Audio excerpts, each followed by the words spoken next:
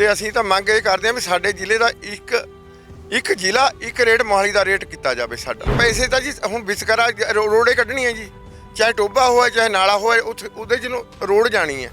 ਜਿੱਥੇ ਜ਼ਿਆਦਾ ਦੇ ਰਹੇ ਉੱਥੇ ਕਿਤੇ ਗੱਦੇ ਨਹੀਂ ਲੱਗੇ ਹੋਏ। ਕੁਲਵੰਤ ਸਿੰਘ ਨੂੰ ਵੀ ਮਿਲੇ, ਉਹਨਾਂ ਨੇ ਕਿਹਾ ਸੀ ਸਾਨੂੰ ਵੀ ਮੈਂ ਤੁਹਾਡੇ ਕੋਲ ਆਵਾਂਗਾ।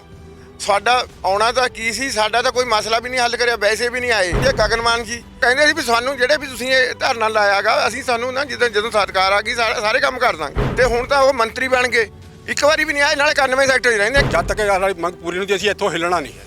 ਚਾਹੇ ਸਾਨੂੰ ਮੰਤਰੀਆਂ ਦੇ ਘਰ ਘੇਰਨੇ ਪੈ ਜਾਣ, ਕੋਠੀਆਂ ਘੇਰਨੀਆਂ ਪੈ ਜਾਣ, ਚਾਹੇ ਸਾਡੀ ਜਾਨ ਚਲੇ ਜਾਵੇ। ਇਹਨਾਂ ਨੇ ਦੋ ਜਿਹੜੇ ਵੱਡੇ ਮੁੱਦੇ ਚੱਕੇ ਸੀਗੇ, ਇੱਕ ਡਰੱਗ ਦਾ ਮੁੱਦਾ ਚੱਕਿਆ ਸੀਗਾ ਤੇ ਦੂਜਾ ਚੱਕਿਆ ਸੀਗਾ ਇਹਨਾਂ ਨੇ ਬੇਅਦਬੀ ਕਾਂਡ। ਉਹ ਦੋ ਚੀਜ਼ਾਂ ਇਹਨੇ ਵੱਡੀਆਂ, ਉਹਨਾਂ ਦੇ ਝੂਠ ਬੋਲ ਕੇ ਇਹਨਾਂ ਨੇ ਮਤਲਬ ਲੋਕਾਂ ਦੀ ਸਿੰਪਥੀ ਲੈ ਲਈ। ਮੱਤੇਵਾੜਾ ਜੰਗਲ ਜਿਹਦੇ ਵਿੱਚ ਇਹ ਟੋਪੀ ਪਾ ਕੇ ਬੈਠਾ ਸੀ ਭਗਵੰਤ ਮਾਨ, ਮੱਤੇਵਾੜਾ ਜੰਗਲ ਨੂੰ ਬਰਬਾਦ ਕਰ ਰਹੀ ਹੈ ਕਾਂਗਰਸ, ਬਰਬਾਦ ਕਰ ਰਹੀ ਹੈ।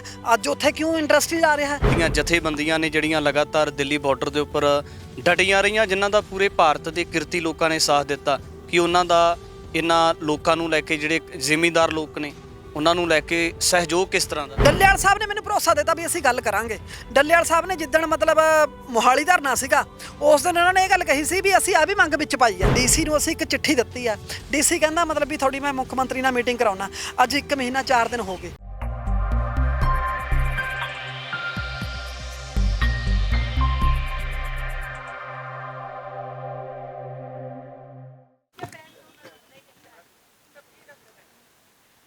ਆਮ ਆਦਮੀ ਪਾਰਟੀ ਸੱਤਾ ਵਿੱਚ ਆਈ ਹੈ, ਪਰ ਆਮ ਆਦਮੀ ਪਾਰਟੀ ਨੂੰ ਪੰਜਾਬ ਦੇ ਲੋਕਾਂ ਨੇ ਬਹੁਤ ਵੱਡਾ ਫਤਵਾ ਦਿੱਤਾ ਸੀ, ਬਹੁਤ ਵੱਡੀ ਜਿੱਤ ਪ੍ਰਾਪਤ ਕਰਵਾਈ ਸੀ। 92 ਐਮਐਲਏਜ਼ ਜਿਹੜਾ ਸੀ ਉਹ ਚੁਣ ਕੇ ਵਿਧਾਨ ਸਭਾ ਦੇ ਵਿੱਚ ਭੇਜੇ ਸੀ। ਪੰਜਾਬ ਸਰਕਾਰ ਬਣੀ ਹੈ, ਪਰ ਆਮ ਆਦਮੀ ਪਾਰਟੀ ਦੇ ਸਾਹਮਣੇ ਦਰਪੇਸ਼ ਚੁਣੌਤੀਆਂ ਨਜ਼ਰ ਆ ਰਹੀਆਂ ਨੇ, ਜਿਨ੍ਹਾਂ ਦੇ ਵਿੱਚ ਰੋਡ ਸੰਯੁਕਤ ਮੋਹਾਲੀ ਦੇ ਵੱਲੋਂ ਜਿਹੜਾ ਹੈ ਆਪਣੇ ਅਧਿਕਾਰ ਲੈਣ ਵਾਸਤੇ ਜਿਹੜੀਆਂ ਜ਼ਮੀਨਾਂ ਨੇ ਉਹਨਾਂ ਨੂੰ ਅਕਵਾਇਰ ਕੀਤਾ ਜਾ ਰਿਹਾ ਸਰਕਾਰ ਦੇ ਦੁਆਰਾ। ਜਿਹੜੀ ਸੈਂਟਰ ਸਰਕਾਰ ਦੀ ਜਿਹੜੀ ਇੱਕ ਪਾਲਿਸੀ ਹੈ NH, ਉਹਦੇ ਤਹਿਤ ਭਾਰਤਮਾਲਾ ਪ੍ਰੋਜੈਕਟ ਦੇ ਤਹਿਤ ਜ਼ਮੀਨਾਂ ਅਕਵਾਇਰ ਕੀਤੀਆਂ ਜਾ ਰਹੀਆਂ ਨੇ, ਪਰ ਜਿਹੜੀਆਂ ਜ਼ਮੀਨਾਂ ਦੇ ਰੇਟ ਨੇ ਉਹ ਵੱਖ-ਵੱਖ ਹਿਸਾਬ ਦੇ ਨਾਲ ਲਗਾਏ ਜਾ ਰਹੇ ਨੇ। ਤਾਂ ਜਿਹਦੇ ਵਿੱਚ ਅੱਜ ਕਿਸਾਨਾਂ ਦੇ ਵੱਲੋਂ ਤਕਰੀਬਨ 3 ਮਹੀਨੇ ਦਾ ਸਮਾਂ ਬਤੀਤ ਹੋ ਚੁੱਕਾ ਹੈ ਸੰਘਰਸ਼ ਕਰਦਿਆਂ ਨੂੰ।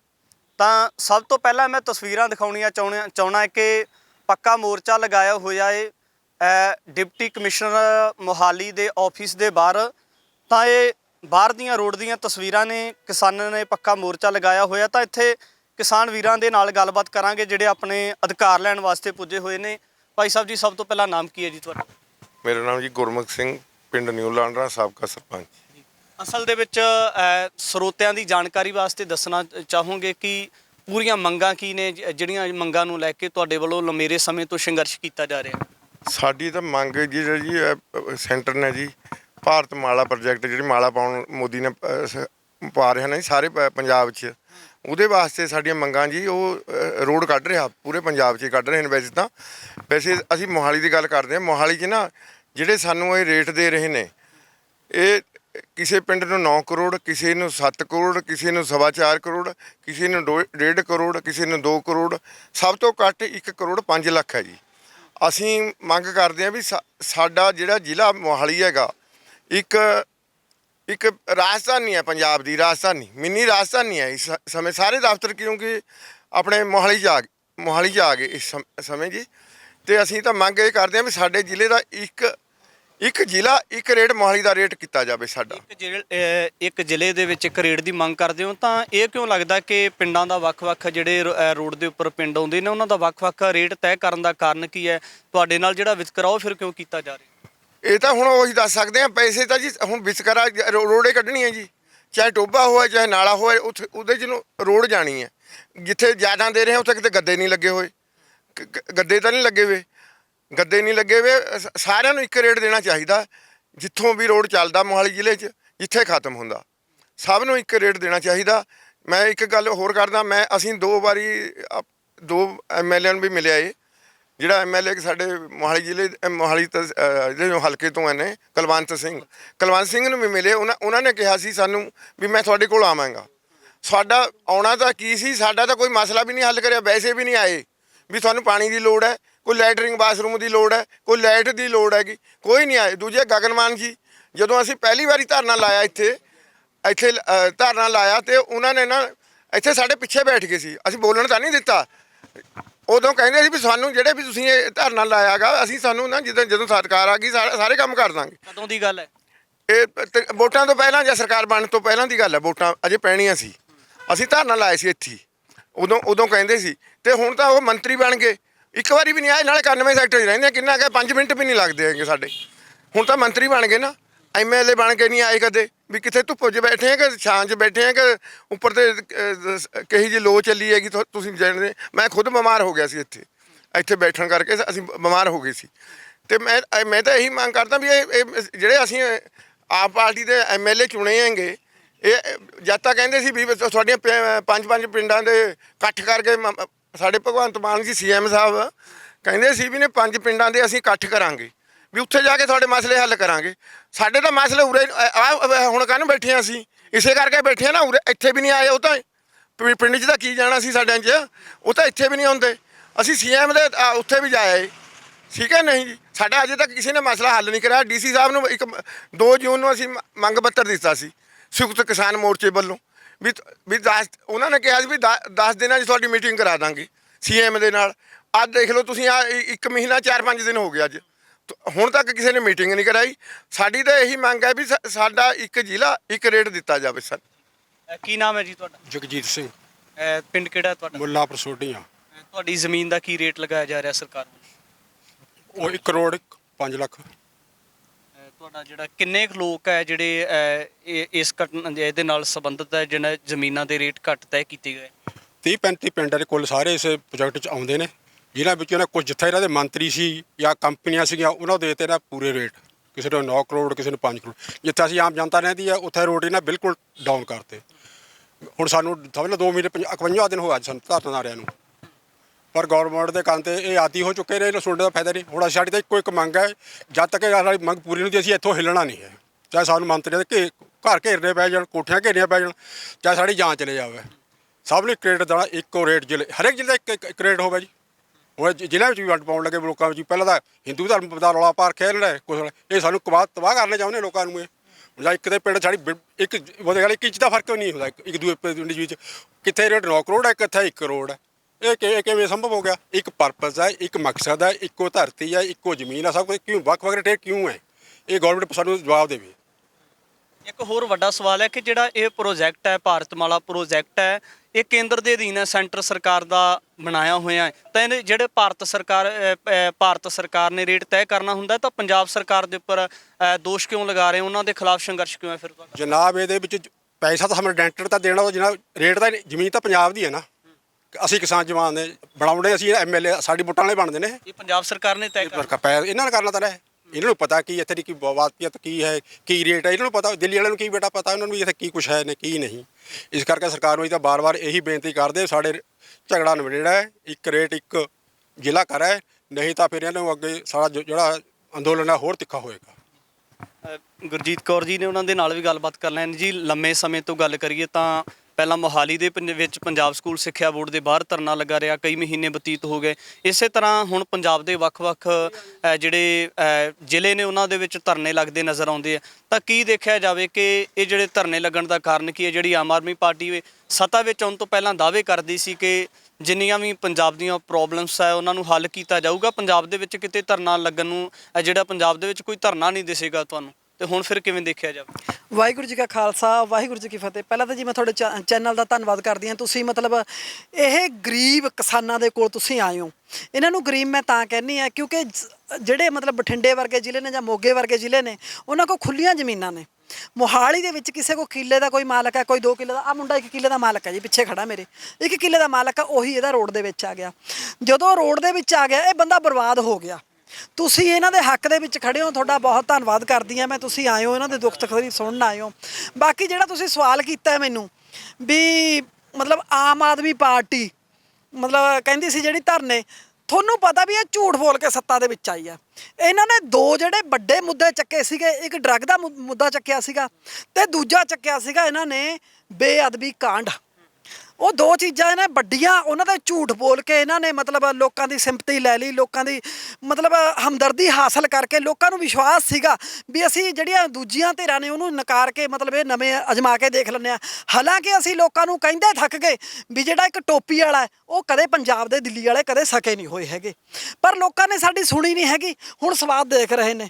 ਠੀਕ ਹੈ, ਮੱਤੇਵਾੜਾ ਜੰਗਲ ਜਿਹਦੇ ਵਿੱਚ ਇਹ ਟੋਪੀ ਪਾ ਕੇ ਬੈਠਾ ਸੀ ਭਗਵੰਤ ਮਾਨ, ਗਲ ਦੇ ਵਿੱਚ ਪੱਟੀ ਪਾ ਕੇ ਬੈਠਾ ਸੀ, ਮੱਤੇਵਾੜਾ ਜੰਗਲ ਨੂੰ ਬਰਬਾਦ ਕਰ ਰਹੀ ਹੈ ਕਾਂਗਰਸ, ਬਰਬਾਦ ਕਰ ਰਹੀ ਹੈ। ਅੱਜ ਉੱਥੇ ਕਿਉਂ ਇੰਡਸਟਰੀ ਆ ਰਿਹਾ ਹੈ? ਉਹ ਇੰਡਸਟਰੀ ਦੇ ਨਾਲ ਦਰਿਆ ਦਾ ਪਾਣੀ ਵੀ ਗੰਦਾ ਹੋਣਾ। ਦੋ ਚੀਜ਼ਾਂ, ਇੱਕ ਤਾਂ ਜੰਗਲ ਪੱਟ ਰਿਹਾ, ਦੂਜਾ ਇਹ ਦਰਿਆ ਖਤਮ ਕਰ ਰਿਹਾ। ਜਿਹੜੀ ਰਹੀ ਭਾਰਤਮਾਲਾ ਪ੍ਰੋਜੈਕਟ ਦੀ ਤੁਸੀਂ ਗੱਲ ਕੀਤੀ ਸੀਗੀ ਬਾਈ ਜੀ ਉਹਨਾਂ ਨੂੰ, ਮਤਲਬ ਵੀ ਜਿਹੜਾ ਰੇਟ ਆ ਵੀ ਤੁਸੀਂ ਪੰਜਾਬ ਸਰਕਾਰ ਨੂੰ ਕਿਉਂ ਦੋਸ਼ੀ ਮੰਨਦੇ ਹੋ? ਦੋਸ਼ੀ ਇਸ ਕਰਕੇ ਮੰਨਦੇ ਆ ਜੀ, ਦੇਖੋ ਜਿਹੜਾ ਮਤਲਬ ਲੀਡਰ ਜਾਂ ਜਿਹੜਾ ਡੀਸੀ ਜਾਂ ਜਿਹੜਾ ਮਾਲ ਮਹਿਕਮੇ ਦਾ ਉਹਨੂੰ ਪਤਾ ਹੁੰਦਾ ਵੀ ਇੱਥੇ ਰੇਟ ਕੀ ਆ। ਹਰੇਕ ਹਿੰਦੁਸਤਾਨ ਦੇ ਵਿੱਚ ਹਰੇਕ ਜਗ੍ਹਾ ਤੇ ਆਪਦਾ ਰੇਟ ਹੈ। ਠੀਕ ਹੈ, ਇੱਥੇ ਡੀਆਰਓ ਨੂੰ ਪਤਾ ਸੀ ਕੀ ਰੇਟ ਹੈ। ਡੀਆਰਓ ਕੋਲ ਮੈਂ ਖੁਦ ਮੀਟਿੰਗ ਦੇ ਵਿੱਚ ਗਈ, ਡੀਆਰਓ ਤੇ ਦੋਸ਼ ਲੱਗ ਰਹੇ ਨੇ। ਮੋਗੇ ਦਾ ਇੱਕ ਬੁੱਟਰ ਸੀਗਾ ਜਿਹਨੂੰ ਅਸੀਂ ਮਤਲਬ ਕਮੇਟੀ ਚੋਂ ਆਪਦੀ ਚੋਂ ਕੱਢਤਾ, ਉਹ ਕਹਿੰਦਾ ਮਤਲਬ 1 ਲੱਖ ਰੁਪਈਆ 1 ਲੱਖ ਰੁਪਈਆ ਪਰ ਬੰਦਾ ਤੁਸੀਂ ਦੇਵੋ ਡੀਆਰਓ ਨੂੰ, ਤੁਹਾਡੀਆਂ ਜ਼ਮੀਨਾਂ ਦੇ ਰੇਟ ਵਧਾ ਦਿੰਨਾ। ਮੈਂ ਖੁਦ ਜਾ ਕੇ ਡੀਆਰਓ ਨੂੰ ਸਵਾਲ ਕੀਤਾ, ਡੀਆਰਓ ਨੂੰ ਪਸੀਨਾ ਆ ਗਿਆ। ਡੀਆਰਓ ਨੇ ਬੜਾ ਹੱਸੋ-ਹੀਣਾ ਜਵਾਬ ਦਿੱਤਾ, ਕਹਿੰਦਾ ਜਿਵੇਂ ਮੇਰਾ ਦਿਲ ਕੀਤਾ ਮੈਂ ਕਰ ਲਿਆ। ਇਹ ਤਾਂ ਫਿਰ ਦੂਜਾ ਮੋਦੀ ਬਣ ਗਿਆ। ਜਿਵੇਂ ਮੋਦੀ ਦਾ ਦਿਲ ਕਰਦਾ ਸੀਗਾ ਸਾਨੂੰ ਕਾਲੇ ਕਾਨੂੰਨਾਂ ਦੇ ਉੱਥੇ ਬਿਠਾਤੇ, ਕਦੇ ਸਾਡੇ ਤੇ ਟਰੱਕ ਚੜਾਤੇ, ਕਦੇ ਸਾਡੇ ਤੇ ਗੋਲੀਆਂ ਚਲਵਾਤੀਆਂ, ਸਾਡੇ 750 ਕਿਸਾਨ ਮਾਰਤੇ ਸੀ। ਉਹੀ ਚੀਜ਼ ਇੱਥੇ ਚਾਹੁੰਦੇ ਨੇ ਵੀ ਉਸੇ ਤਰੀਕੇ ਨਾਲ ਮਤਲਬ ਕਿਸਾਨਾਂ ਨੂੰ ਅਸੀਂ ਦਬਾ ਲਈਏ, ਕਿਸਾਨਾਂ ਨੂੰ ਅਸੀਂ ਉਹ ਕਰ ਲਿਆ। ਕਿਉਂਕਿ ਮਤਲਬ ਜਿਹੜਾ ਬੁੱਟਰ ਬੰਦਾ ਨਾ, ਬੁੱਟਰ ਉਹਦਾ ਮਤਲਬ ਪਿਛਲਾ ਜੇ ਸਰਕਾਰ ਚ ਕੇ ਭਗਵੰਤ ਮਾਨ ਕਹਿੰਦਾ ਮੈਂ ਰਿਸ਼ਵਤ ਖਤਮ ਕਰਦਾ, ਭਗਵੰਤ ਮਾਨ ਕਹਿੰਦਾ ਮੈਂ ਘਪਲੇ ਖਤਮ ਕਰਦਾ। ਮੈਂ ਉਹਨੂੰ ਚੈਲੰਜ ਕਰਦੀ ਹਾਂ ਵੀ ਬੁੱਟਰ ਦੀ ਇਨਕੁਆਇਰੀ ਕਰਾ ਲਵੇ ਉਹਦੀ ਜਾਇਦਾਦ ਦੀ। ਠੀਕ ਹੈ, ਉਹਨੂੰ ਆਪਣੇ ਆਪ ਸਾਰਾ ਕੁਝ ਪਤਾ ਲੱਗ ਜਾਊਗਾ। ਡੀਆਰਓ ਦੀ ਇਨਕੁਆਇਰੀ ਕਰਾ ਲਵੇ। ਮੋਗੇ ਤੋਂ ਮਤਲਬ ਬਦਲ ਕੇ ਇਹ ਇੱਥੇ ਆ ਰਿਹਾ। ਠੀਕ ਹੈ, ਲੁਧਿਆਣਾ ਜ਼ਿਲ੍ਹੇ ਦੇ ਲੋਕ ਪਿੱਟ ਰਹੇ ਨੇ ਸਾਨੂੰ ਪੂਰਾ ਰੇਟ ਨਹੀਂ ਮਿਲਦਾ। ਮੈਂ ਕਹਿੰਦੀ ਹਾਂ ਹਰੇਕ ਮਤਲਬ ਜ਼ਿਲ੍ਹੇ ਦੇ ਵਿੱਚ, ਪੂਰੇ ਪੰਜਾਬ ਦੇ ਵਿੱਚ ਇੱਕ ਜ਼ਿਲ੍ਹਾ ਇੱਕ ਰੇਟ ਹੋਣਾ ਚਾਹੀਦਾ। ਬਾਕੀ ਰਹੀ ਜਿਹੜੀ ਮੋਹਾਲੀ ਦੀ ਗੱਲ ਹੈ, ਦੇਖੋ ਕੁਛ ਤਾਂ ਬਾਦਲਾਂ ਨੇ ਉਜਾੜਤਾ, ਚੰਡੀਗੜ੍ਹ ਦੇਤਾ ਇਹਨਾਂ ਨੂੰ। ਠੀਕ ਹੈ, ਕੱਲ ਖੱਟਰ ਦਾ ਇੱਕ ਬਿਆਨ ਪੜ੍ਹਿਆ ਮੈਂ ਫੇਸਬੁੱਕ ਤੇ, ਖੱਟਰ ਕਹਿ ਰਿਹਾ ਹੈ ਵੀ ਭਗਵੰਤ ਮਾਨ ਨੂੰ ਕੋਈ ਇਤਰਾਜ਼ ਨਹੀਂ ਹੈਗਾ ਸਾਨੂੰ ਦੇਣ ਨੂੰ, ਚੰਡੀਗੜ੍ਹ ਛੱਡਣ ਨੂੰ। ਠੀਕ ਹੈ, ਮੈਂ ਕਹਿੰਦੀ ਹਾਂ ਛੱਡਣ, ਠੀਕ ਹੈ ਛੱਡ ਦੇਣ, ਪਰ ਅਸੀਂ ਛੱਡਣ ਦੇ ਦਾਂਗੇ। ਪੰਜਾਬੀ ਜਿਉਂਦੇ ਨੇ, ਪੰਜਾਬ ਦੇ 32 ਪਿੰਡ ਉਜਾੜ ਕੇ ਚੰਡੀਗੜ੍ਹ ਵਸਾਇਆ। ਦੂਜਾ ਫੇਰ ਮੋਹਾਲੀ ਦੇ ਲੋਕਾਂ ਦੇ ਉੱਤੇ ਉਜਾੜਾ ਮਤਲਬ ਇਹਨਾਂ ਨੇ ਸ਼ੁਰੂ ਕਰ ਲਿਆ। ਮੋਹਾਲੀ ਦੇ ਵਿੱਚ ਸਿੱਖਿਆ ਬੋਰਡ ਮੋਹਾਲੀ ਦੇ ਵਿੱਚ ਲਿਆਂਦਾ, ਹੋਰ ਕਿੰਨੇ ਮਹਿਕਮੇ ਮੋਹਾਲੀ ਦੇ ਵਿੱਚ ਲਿਆਂਦੇ। ਇਹਨਾਂ ਦਾ ਮਕਸਦ ਕੀ ਆ? ਅਗਲਾ ਇਹਨਾਂ ਦਾ ਮਕਸਦ ਇਹੀ ਆ ਵੀ ਅਸੀਂ ਮੋਹਾਲੀ ਨੂੰ ਰਾਜਧਾਨੀ ਬਣਾਵਾਂਗੇ। ਮੈਂ ਹੁਣ ਵੀ ਇਹਨੂੰ ਮਿੰਨੀ ਰਾਜਧਾਨੀ ਕਹਿੰਦੀ ਆ। ਜੇ ਇਹ ਰਾਜਧਾਨੀ ਆ ਤਾਂ ਇਹਨੂੰ ਰਾਜਧਾਨੀ ਵਾਲੇ ਹੱਕ ਮਿਲਣੇ ਚਾਹੀਦੇ ਨੇ। ਠੀਕ ਹੈ, ਬਲਵੀਰ ਸਿੱਧੂ ਦਾ ਇੱਕ ਕਿੱਲਾ 22 ਕਰੋੜ ਦਾ ਵਿਕਿਆ। ਜੇ ਉਹਦਾ ਇੱਕ ਕਿੱਲਾ 22 ਕਰੋੜ ਦਾ ਵਿਕਿਆ, ਉੱਥੇ ਕਿਹੜਾ ਹੀਰੇ ਉੱਗਦੇ ਨੇ ਵੀ ਇਹਨਾਂ ਦਾ ਹੀ ਝਾੜ ਫੂਸ ਖੜਾ। ਡੀਆਰਓ ਦੇ ਲੈ ਕੇ ਜਿਹੜਾ ਉਹਨਾਂ ਦੇ ਬਿਆਨ ਨੂੰ ਲੈ ਕੇ ਇੱਕ ਬੜੇ ਵਿਵਾਦਤ ਸਵਾਲ ਖੜੇ ਕੀਤੇ ਨੇ। ਤਾਂ ਜਿਹੜੇ ਲੋਕਾਂ ਨੂੰ ਵੱਧ ਰੇਟ ਤੈਅ ਕਰਕੇ ਦਿੱਤਾ ਜਾ ਰਿਹਾ ਹੈ, ਉਹਨਾਂ ਦੇ ਨਾਲ ਨੇੜਤਾ ਕੀ ਹੋ ਸਕਦੀ ਹੈ? ਕਿ ਉਹਨਾਂ ਕੋਲੋਂ ਵੀ ਕੋਈ ਰਿਸ਼ਤੇਦਾਰੀ ਹੋ ਸਕਦੀ ਹੈ? ਦੇਖੋ ਜੀ, ਜਿੱਥੇ ਦਾ 9 ਕਰੋੜ ਰੁਪਈਆ ਮਿਲਿਆ ਉੱਥੇ ਤਾਂ ਮਤਲਬ ਉਹ ਕਿਸੇ ਐਮਐਲਏ ਦੀ ਜ਼ਮੀਨ ਸੀਗੀ।